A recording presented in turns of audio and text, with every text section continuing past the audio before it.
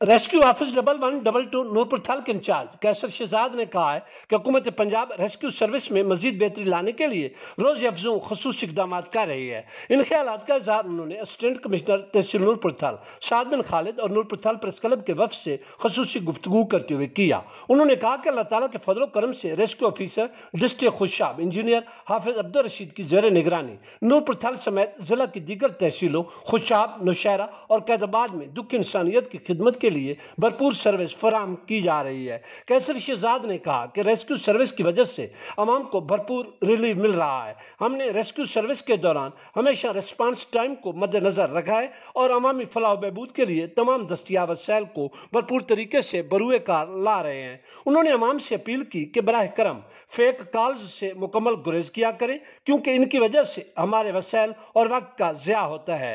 उन्होंने अपने स्टाफ की कारकर्दगी को शानदार करार देते हुए कहा कि इंशाअल्लाह इस हवाले से हरगिज़ हम कोई दकीका फरोगुज़ार नहीं करेंगे।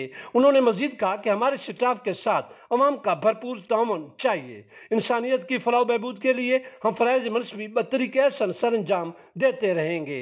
इस मौके पर असिस्टेंट कमिश्नर साद बिन खालिद और नूरपुर थल प्रेस क्लब की मीडिया टीम ने तहसील रेस्क्यू ऑफिस नूरपुर थल की खिदमत खल्क के लिए कोशिशों को शानदार अल्फाज में खराज तहसीन पेश किया।